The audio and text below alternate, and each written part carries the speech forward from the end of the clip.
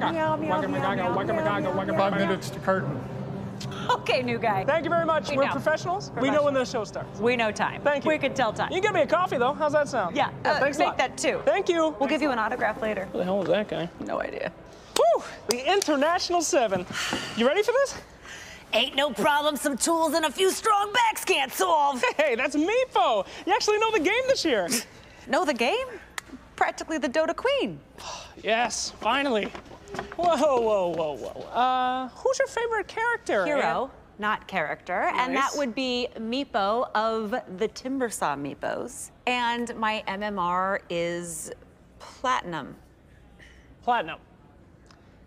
You didn't actually play the game, did you, Casey? Did you know there's an entire wiki page filled with Meepo responses? Please, just stop.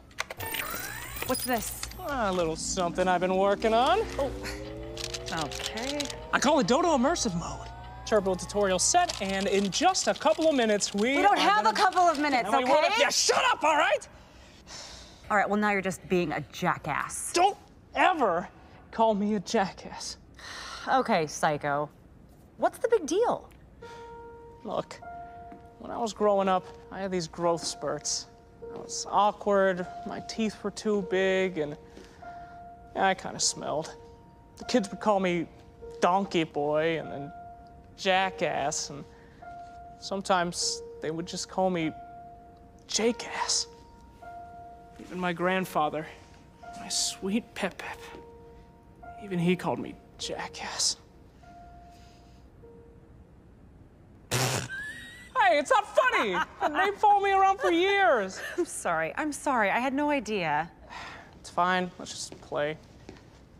Okay. Woohoo! Yeah. Let's kick some ass, Jake-ass. All right. Dude! Your action smacks. Ow! Oh, it's like I'm fighting a skeleton.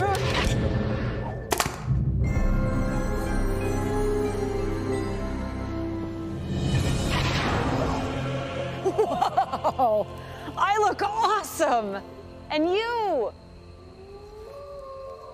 Well, I look awesome! This isn't right. What are you talking about? I think we might actually be in the game. Yeah, it's immersive. No, Casey, we are in the game. We could be stuck in here forever. What? No, we have to be on stage in like a minute. Hey, princess, there's gotta be a way to get back. Oh, you found me.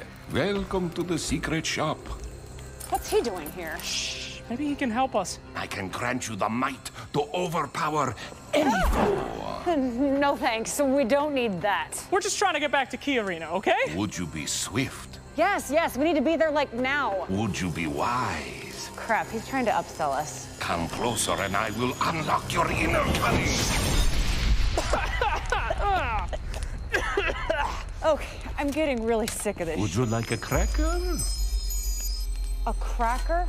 Is he serious? Wait a minute. Maybe if we eat the cracker, it could teleport us back home. Like magic food? Like Alice in Wonderland? Or like Snow White, where she eats the apple and slips into a coma? Would you like a cracker? Sure. Yeah, one cracker each, please. Special for you.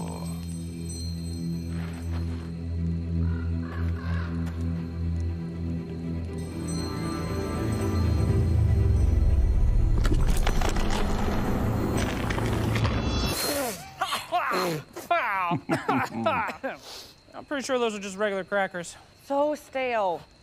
My career's over. Look at me. We can't just give up. I thought you knew your way around this place. I should have been Omni Knight! Often I am asked, what does a hero truly need? Shut up!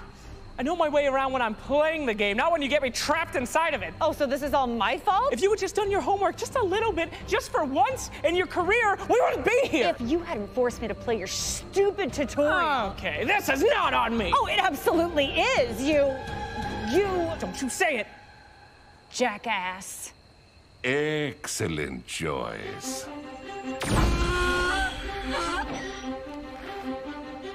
What the hell is that? It's a jackass. Wait, it's a courier. Maybe we can ride this guy back. all the way to Key Arena? You got a better idea? Would you like a cracker? Right. On the courier. Think we can both fit on this thing? Just get your ass on the ass. Thank you for your business. Pep, pep, away! To the key! Damn it, Casey!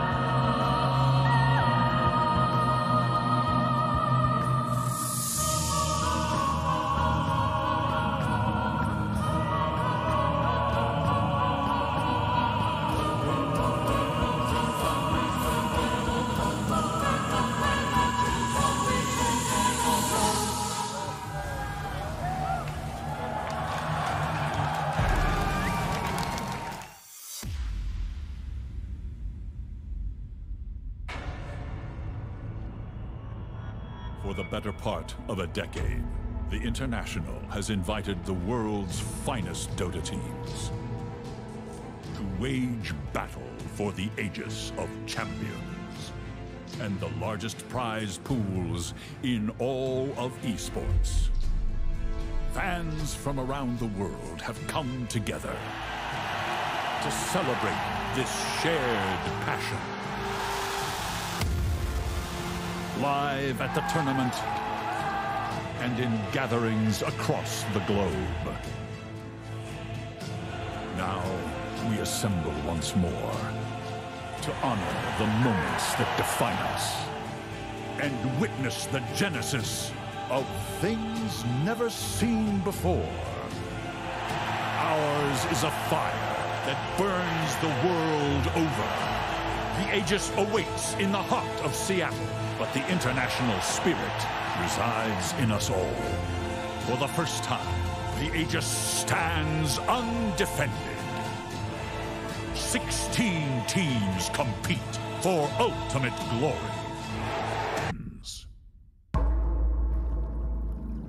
Ladies and gentlemen, please give a warm welcome to the finest Dota teams in...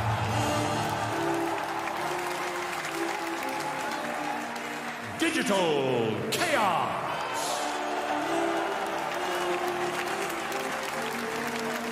The International 2012 champions, Invictus Gaming!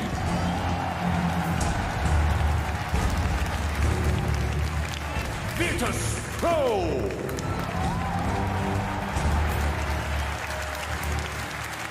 LGD Forever Young!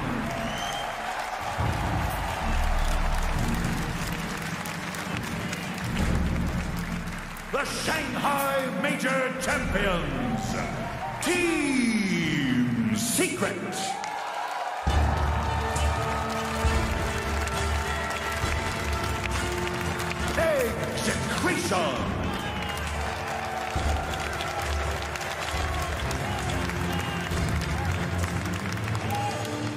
The International 2015 champions, Evil Geniuses.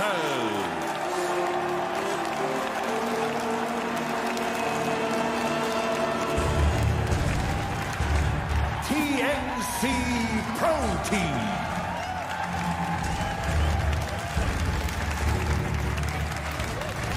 Cloud 9.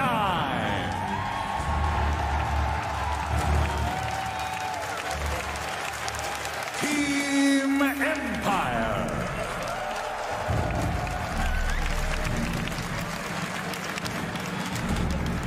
The Frankfurt Major, Manila Major, Boston Major, and Kiev Major champions. OG.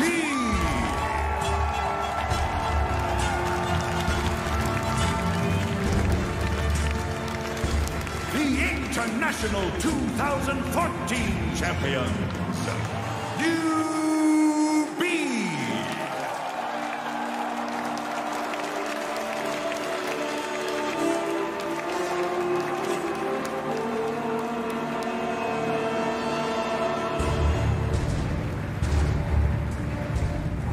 The date is August 7th, 2017, which marks day one of the main event of the International 7. This year, 16 teams still remain to fight for their share of the nearly $24 million prize pool, with, for the first time, 8 figures for first place. $10 million goes to the winner, and of course, they get to call themselves this year's world champion. Not only has the prize pool increased from last year, but also the skill of players, as we're seeing not just individual skill improve, but also teams are developing innovative strategies thanks to patch 7.0. This is the first TI in which the talents will be showcasing themselves. And the real question is, have these teams prepared properly? Are they able to deal with the versatility and flexibility they provide?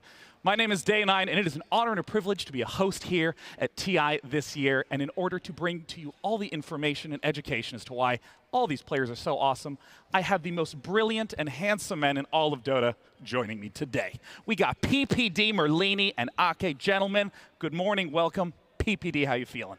I'm nervous, man. All those videos, I got goosebumps going. Yeah, right. Nerd bumps, right? That's Dude, what we call them?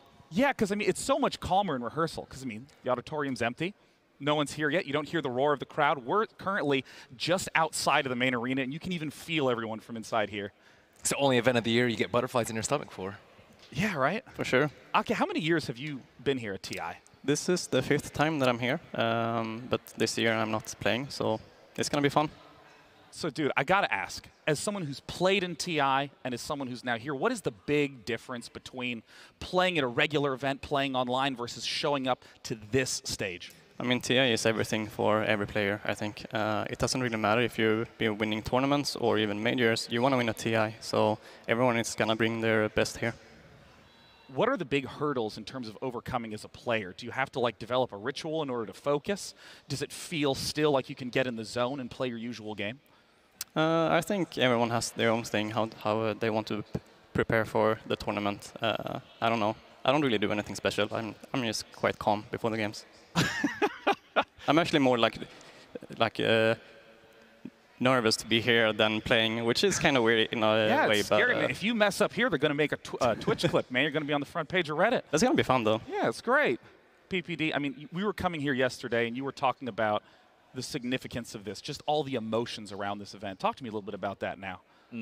Having some experience on both sides now has really helped me realize the gravity of this event and what it means for not only the players, but everybody involved.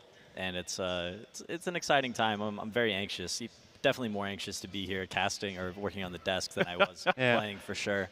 But Merlini, you're a veteran of the desk, man. You've been gotten to follow these teams all year round. What's it been like leading up to this event?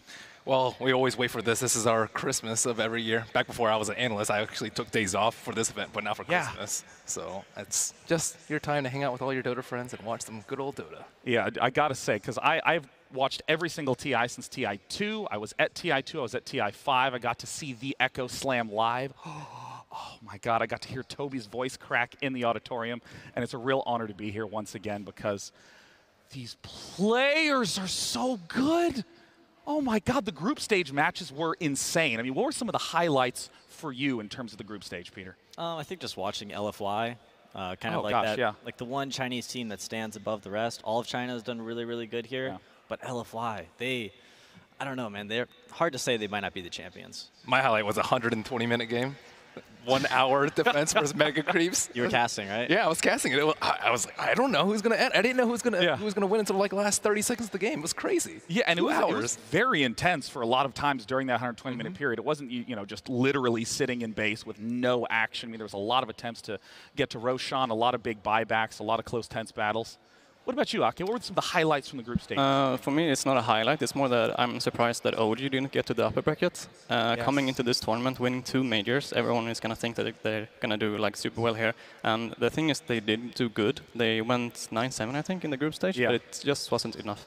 The thing is, almost a heartbreak about that 9-7 result is that the 2 teams that were above them were 10-6. So if they had just won 1 single match, they would be in the upper bracket. And in fact, today we are going to be doing 2 upper bracket matches, 2 upper bracket best of 3s, followed by 4 lower bracket matches that are best of 1s and elimination matches. So literally that one game is the difference between getting the chance to play a best of 3 versus having to play a best of 1 in elimination mode. And no one really wants to play a best of 1 here at TI. You really want to have a best of 3 to be able to show everything you've got. So I've only ever had to play 1 best of 1 at a Valve event, and it ended very, very poorly. Is that a humble brag? Like EG is so used to being in the winners bracket usually at that I get the privilege of playing from the winners bracket because I show up on the group stage, but fortunately that's not always the case. Sometimes you got to gut out that best. Yeah, but let's zoom into that best of 1 and the agony of it. Hit me with that.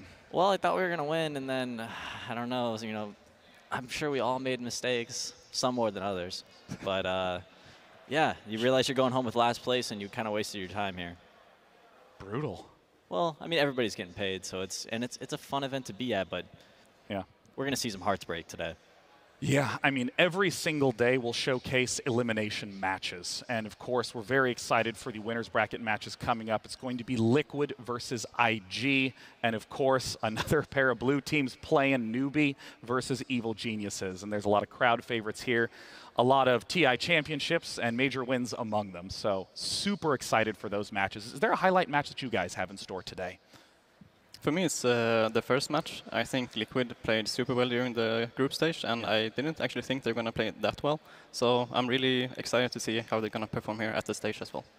One of the things that I'm particularly excited for is that we have some of the best hosts and cosplayers in the world here. And rarely is it seen people who can do both. Also here at the event, we got Casey and Action Slacks. How are you guys doing? Hello! Hey, what's up, bro? Is that a real donkey? Heck yeah! This is Sweet Pep Pep, our magical courier that we rode in through the land of Dota. He's such a good boy, aren't you? He is a good boy. Yeah, Sweet Pep Pep, kiss daddy. Oh.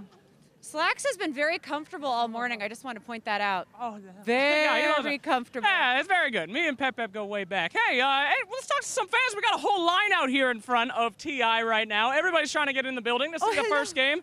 You guys want to, anybody? Hey, get over here. What's up? Come over. Come on in. Come meet Sweet Pep Pep. Yes, come here. What's your name, sir? Right next to the hammer. Matt, what's up? What brings you to TI? What are you hoping to see? A lot of Dota. Oh, that's pretty good. Good job, Matt. Do you want to see maybe Sweet Pep Pep? Of course. Yes. Be Look careful. at him. He's a natural. Are you a support player? He knew you pretty good. Yeah, usually. Pet the donkey on the net. What's your name, sir? Adam. And what team did you come to watch today? All of them, I'm hoping? I'm actually working, so. You're working? I'm working right there at Spin Bicycle. Get out of here, Adam. We're trying to get customers. Hey, be nice. I'll get you a Sweet Pep Pep. What's the best part of the International? I don't know anything about this event. Okay, let me tell you something. This is about the best players in the entire world of Dota 2. Have you heard of Dota 2? No. Okay, well, we're going to teach you how to play. It's super easy. Okay. And you'll be here next year as a pro, I'm sure. Yes. Yes. I'm going to get that 24 million by myself, no teams. Yeah, that's it. Yeah, that's exactly how it works. Best of luck. Perfect. Thank you.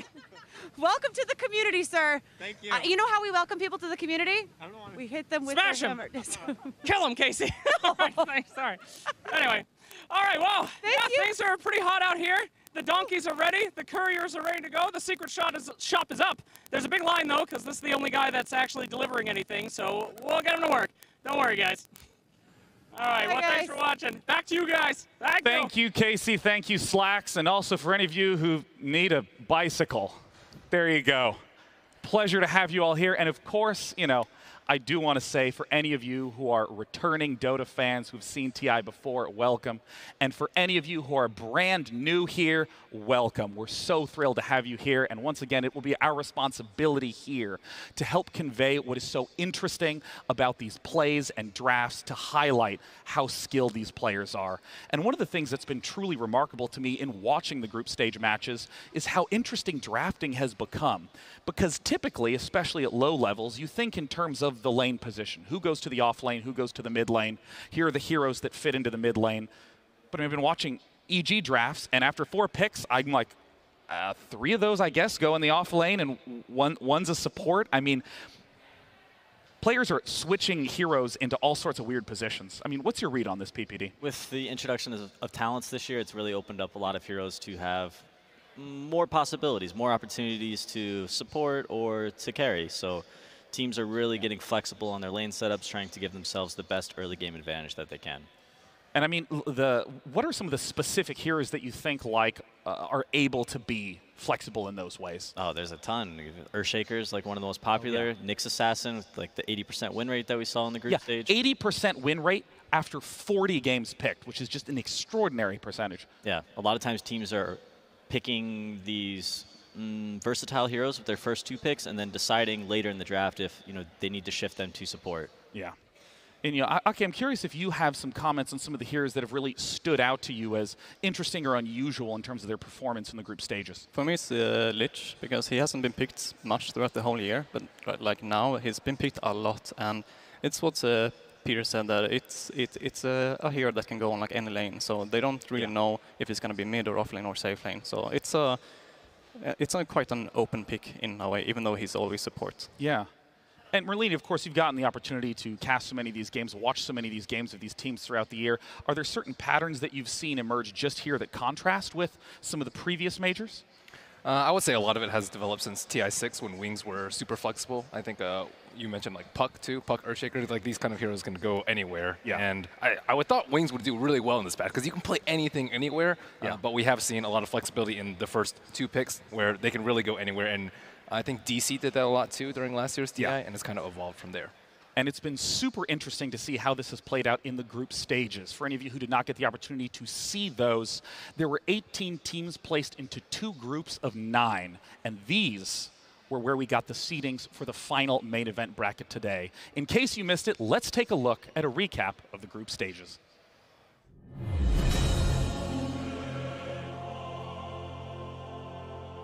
It is time to begin the International.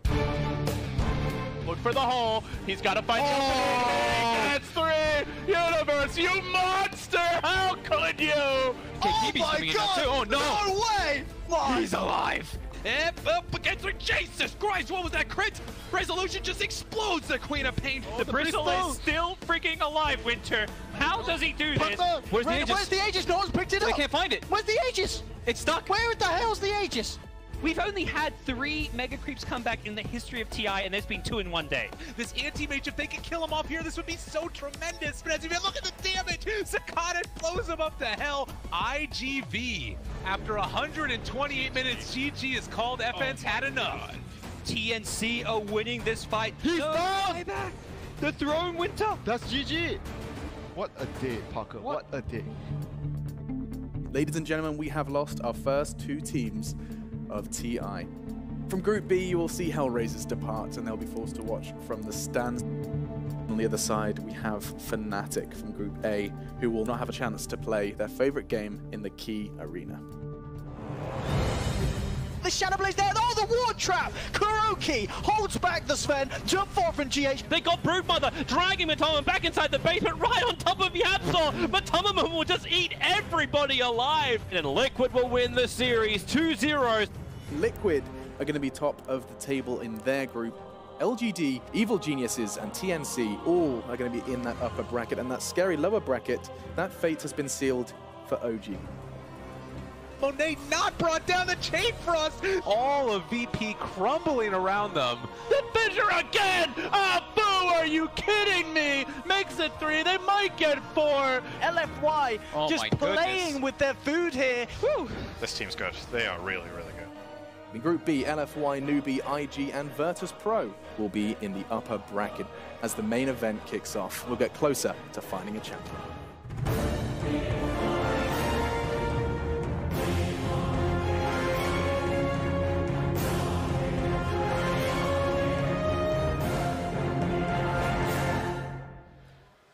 One of the big surprises from the group stages is how well LFY performed, going 14-2 for that first place position.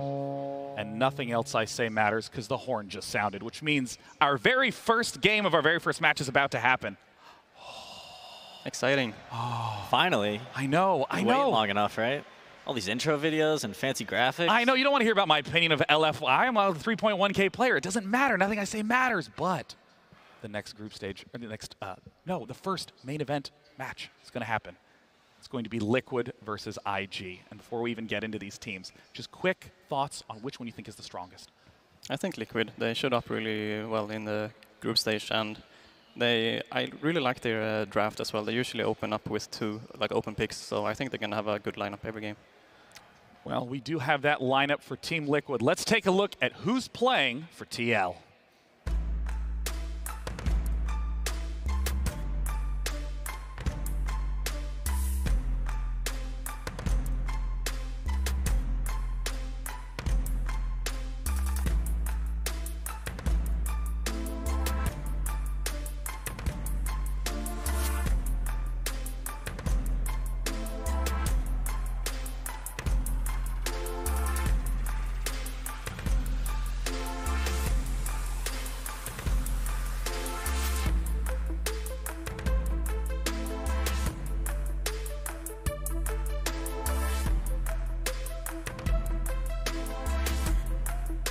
A legendary lineup for Team Liquid. Merlini, who's the player to watch on TL? I think GH. He's actually, I think, simply the best support right now. He is amazing.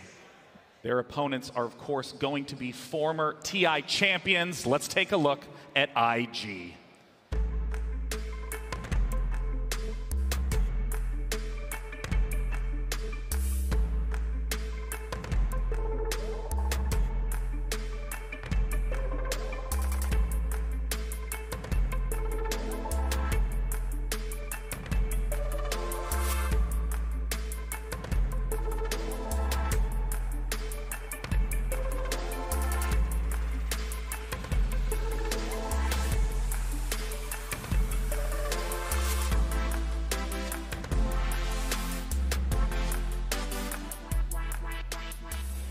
Peter, same question for you. Who's the key player to watch for on Invictus Gaming? I think most people would probably say Burning, but I would actually probably go with Baboka. I think he's this new age China player who's just fantastic and really, really fun to watch. Yeah. And you know, before we even hopped up here, you were talking about the differences in play style between a lot of the Western and Eastern teams.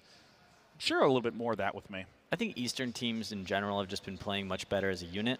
As a team, you know, they win or lose, they all look good, they all look bad, whereas the Western teams have really kind of focused their lineups around one particular star. On Liquid, we have Miracle. On EG, we have Sumail. Yeah.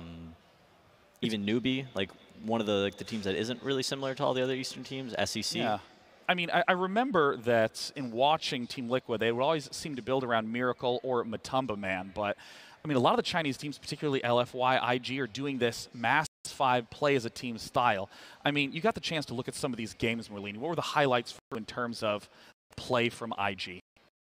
The play from IG, yeah, similar to what you mentioned. I have to ask something about the draft because I think it's really important for both of these teams. Do you think Q is top tier in your book as the top drafter? I think you mentioned that he was one of the few drafters you still respected. This bet will be very telling. IG isn't one of my favorites in this tournament. I think that they did a great job kind of the Group B group stage, but I don't know how strong Group. I think they're probably a little bit stronger than Group B. And I'm also curious in terms of the specific heroes we've been seeing. There's a few all-star heroes. Nyx Assassin currently has been picked in 40 games with a rate of 80%. Aka, you also mentioned Lich. Who are some of the other big key heroes that you're seeing influence the drafting phase? I mean, just for Liquid, I think it's important that they can pick Brood. It's like a 5th pick, so it's very like open for them if they want to go with that, and then they actually so Matuman is playing mid for them. Yeah. And so they really like to switch those like mid and safe a bit, and it's not many teams that are like doing that. And I mean, Broodmother in mid was amazing to see how Broodmother wrecked in lane. I mean, Matumba Man just stomped over Sumail relatively quickly. I mean, is this just an underrepresented pick? Do you think this is an unusual 5th pick that can only counter specific lineups? I think it's a hero that people were really coming onto right before the International, and they weren't exactly sure how strong it would be, but Liquid has kind of proved its full potential. They've done this, they've managed to play this amazing kind of split push style, a lot of mind control Furion, GH Wisp, GH Caudle. The thing about Brood is like your stomach always sinks as soon as you see a Brood pick. You're like, oh god, there's a Brood one. Even if you have good heroes versus it, they think it's so good and they're going to pick it, and you're just like, I'm not sure if we're ready for that. It's the obnoxious combination of invisibility, evasion, regen, and also a lot of early game damage that is just making mid lane a nightmare against Matumba Man. I'm curious, though, what you think are some of the undervalued or underrepresented picks. Ake, once again. I think Chen hasn't been picked once, right? And a little and hasn't been picked that much either. But I think like Chen is quite hard to get into the game to work, but Ench could for sure work more than she's been picked, I think. Yeah, Enchantress has been picked several times this tournament. Has just seemed really great for executing success ganks. I also want to ask a little bit about this style that the Chinese teams have brought, about having 5 players join together, about having a lot of the cores in mid rotate to push down objectives early. Through a little bit of the strengths and weaknesses of this style of play. Well, it's just a different kind of setup. You're focused on objectives. You're focused on making the map bigger for yourselves and smaller for your opponents. And every tower that you take is a step towards that. And it can make the game very different. It gives you, a very clear kind of opportunity. Hey, we need this, and that, and we win this game. And a lot of times that's not, at the victory isn't always so clear. Yeah. And we've talked a little bit about the successful routes in order to get there, but players are still getting set up. I have to ask, it's very important to me, what are just the worst heroes? What heroes you are so upset that people are picking right now, Ake? We were talking about this yesterday. I can't remember. I said Troll. Yeah. I'm not a fan of Troll Warlock. I know IG plays it. I don't know. I actually think Troll is quite good, but that's why? just me. Because he's quite strong in the lane. He has a lot of armor. He has an ultimate that is global, so he can enable other heroes. Maybe Void on the offlane, so he makes sure that Void can get a soul kill. Sure. And then he actually has this Roche potential to be able to kill Roche. Yeah, I mean, part of the reason why I'm asking about what are these strong heroes, what are these weak heroes, is that, if you look at Troll Warlord, you can describe what Troll Warlord does, but are there heroes who are better? It's always interesting to me to, as a relatively weak player, see how the evaluation process works. Like, you talk about, you don't like Warlord. Who would you pick in his place? I kind of like Drow, like something that can force objectives and hit buildings. Drow, Shadow Fiend's kind of down. In that sense, I think Troll could be bad because he's quite all over the place. He's a bit of everything, but he's not really good at one thing. So in that sense, Drow is better if you want to get B. Yeah, I think having to get BKB is the worst about him, and even BKB, we have heroes like Earthshaker and Nyx who will just jump you instantly and kill you before anything happens. Yeah, Nini, what in your eyes are some of the big hero plays that you have been seeing throughout group stages? Hero-wise? Oh, yeah. I think Ancient Apparition is going to see a lot more play. Yeah. We've seen a lot of Doom, and I think AA does very well. And Doom has just been all the rage because LFY and LGD have been picking them constantly. Yeah. And I also want to ask about the big all-stars in terms of the most picked heroes. Right now, Puck, Rider, Night Stalker, and Nyx Assassin have all been picked or banned in 80% of games. And so these the defining heroes in that early stage. Also, we've been seeing a lot of Bat Rider, a lot of Sven. And I'm wondering if you can talk to me a little bit about Puck specifically. About what is it about Puck that is making Puck such an important pick, even early picks for a lot of teams? Puck was popularized a lot by EG. They picked it first, and then they often run it into 3 or the 2. And what I think was most important about it is that they could sneak in a Drow 4th or 5th pick and just end the game really, really quickly in case teams weren't prepared for it. They've also played, Crit has played it as a 5 as well. Oh, really? The Puck really? Yeah. Because they'll first to it because they like it so much, and then it's like, oh, they pick a bunch of heroes that are good versus Puck.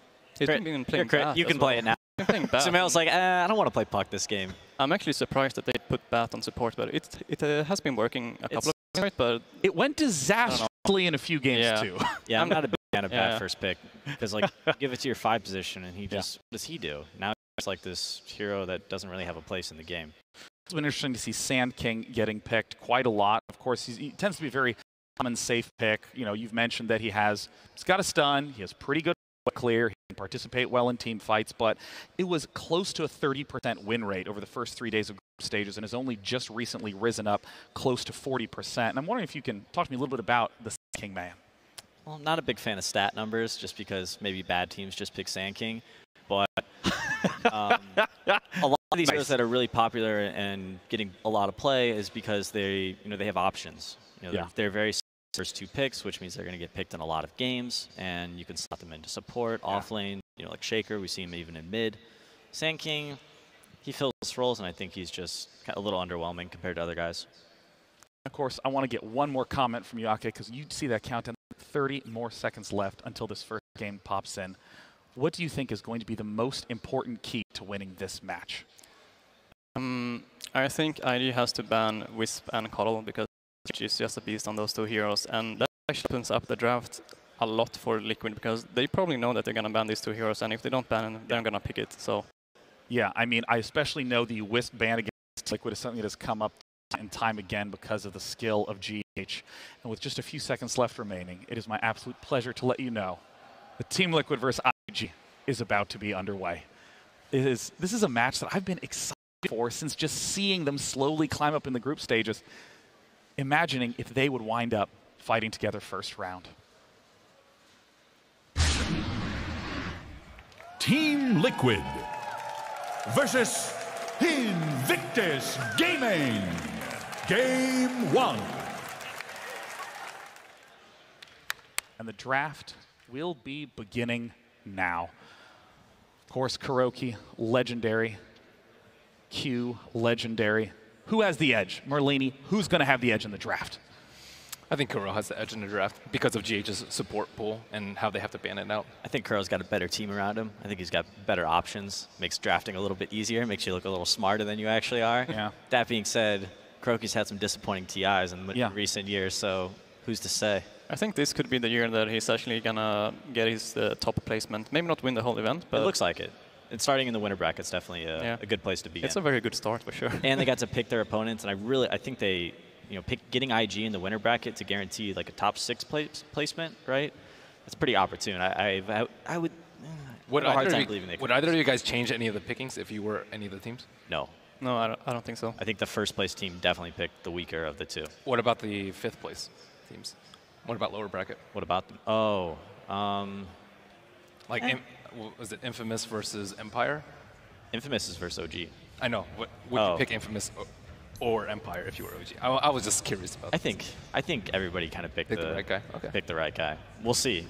We'll see if there's upsets and we can do some Captain Hindsight kind of thing.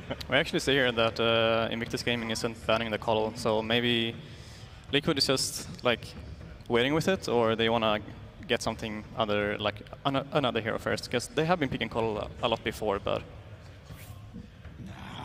Yeah, Coddle left open. We saw the first pick Tusk. And no Night Stalker in preparation, perhaps, for that Coddle? No, Coddle is not as good. Yeah, maybe that's the idea. Yeah, I don't know. Lycan as well. So, I mean, at this point, I do want to ask a little bit about Lycan because he has been an extremely regular pick, especially in carry. What's making Lycan strong these days? Howl helps your entire team is a better Chen heal. It's ridiculous. That's insane. I think he heals for like 20,000 a game, usually. Howl's great. Lycan also one of these heroes that provides you a lot of vision on the map with the invisible wolves that can scout around. Night Stalker as well, reducing the vision of Team Liquid. So IG's got a huge advantage in the vision department, and also they can force objectives and push buildings and not have to worry about slow is one of the great things. We've also seen like more heroes actually build the book on Lycan, and that wasn't as popular before, but it fell out of favor. Lycan started going for armlets and earlier BKBs and bashers, and he seemed much more like a right-click hero before. Yep, and we kind of see the reintroduction of heroes with summons this event. A lot of Brood Mother. We've even seen some Lone Druid, Lycan, Furion's really popular, and I really, really do like Lycan actually versus Visage, because Visage is just this hero that kind of stands in there and tries to fight, and he wants to like slow people and kite them with the birds and his grave chill. but Lycan doesn't care about that. What do you think the reasoning is for picking the Visage over a better Lycan counter? I think Visage can be pretty solid, like, you know, building siege. You can push buildings. You can fight early. You can group up and kind of force IG to deal with him. Femniris is also quite okay to actually stop the Lycan when he's coming in with his summons as well. You can protect yourself from your teammates with a couple of bird drops. And once you have like 3, then you're wasting a lot of that Lycan form. Yeah, exactly. So, I mean, at this point, I do want to ask about the Tusk first pick from Team Liquid. Is this just going to be a well-rounded, safe first pick because of his ability to roam and support various lanes? Is this just he's an all-around solid pick at this point?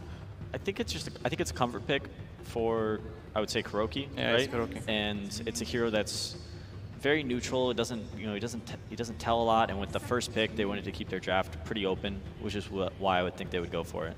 It's the hero that they usually always pick when they pick Wisp as well. So KuroKy is very, like, he's been playing it a lot. I love the fact that we are seeing Broodmother banned 3rd from Invictus Gaming, just absolutely does not want to let Matumba Man have that option.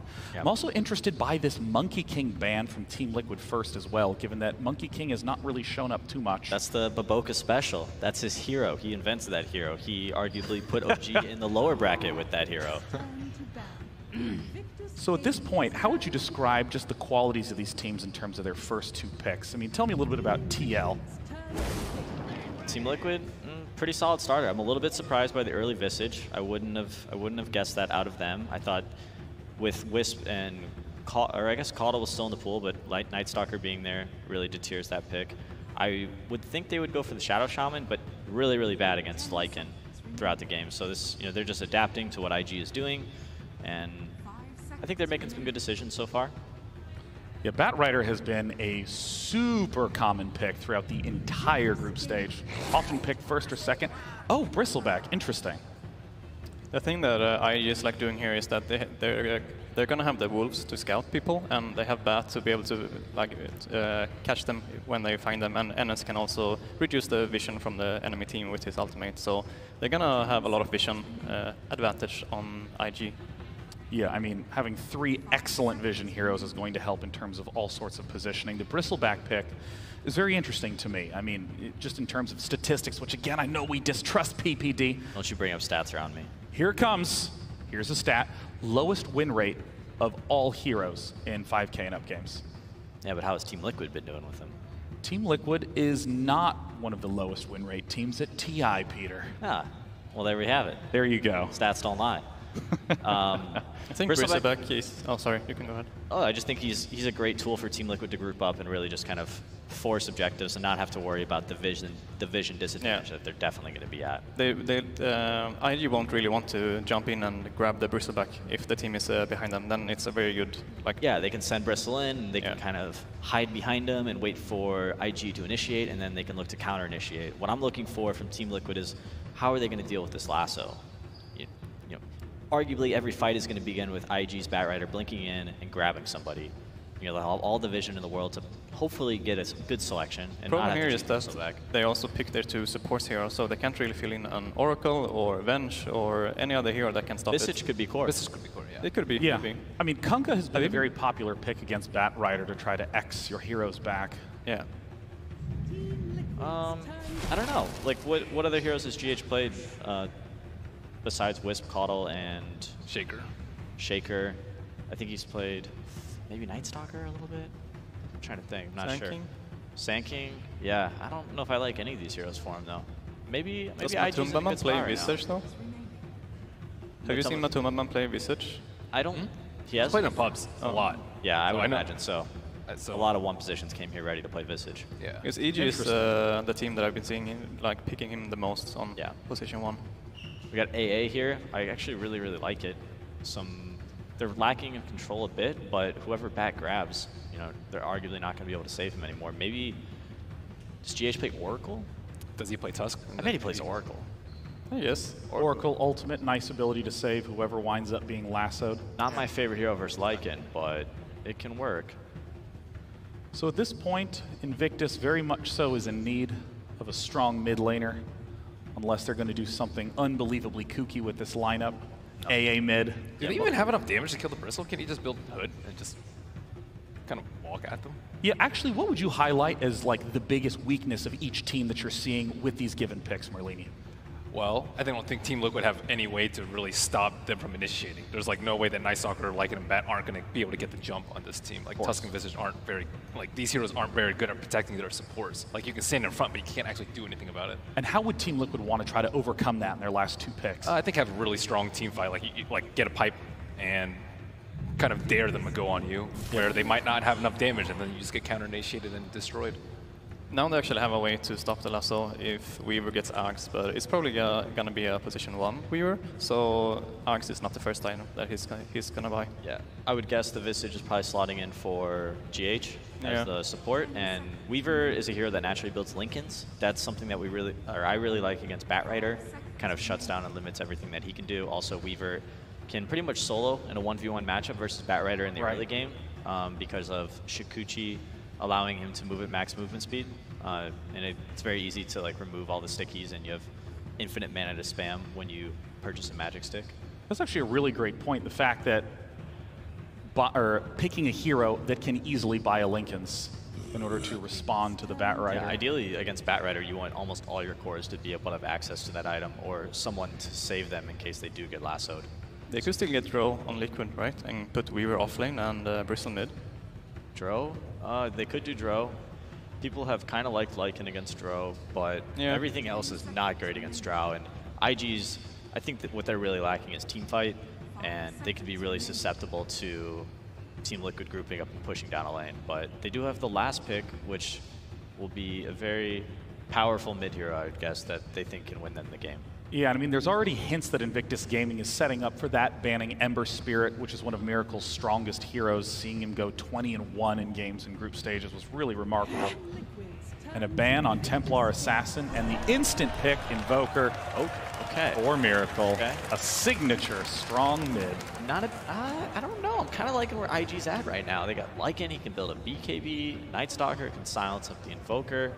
Invoker and Weaver will both probably have Lincoln Spheres by the end of the game to help manage themselves against Batrider, but they really don't have a great counter for Lasso. Any of these, Bristleback, he might be fine if you get Lassoed, but with the right amount of focus and AA there, they could put him down. And Alchemist. Big bad Alchemist. What an interesting pick. It's a lot of damage. No team fight. I would really worry about Liquid grouping up and pushing down a lane. Yeah. So in terms of these lineups, what's going to be the path to winning for Invictus? Liquid needs to group up and not worry about split push. Just push with your heroes down a lane together. Well, I have great news, ladies and gentlemen. Game 1 is underway. It's done for us at the analyst desk. Let's head down to the casters for the action. Ladies and gentlemen, we are live here from the floor of Key Arena, getting ready for a matchup of 2 old Dota organizations, but Lumi, they've got some fresh faces. Liquid, they've delivered spectacular moments at the old Benaroya Hall. Of course, IG, is a former TI championship team. None of these players were there for that, but they have a legacy to uphold. Coming in, I think most viewed them as underdogs. Do you share that sentiment? For IG, for sure. I think they're the team that they won DAC as a major tournament, and since then, they've been slumping.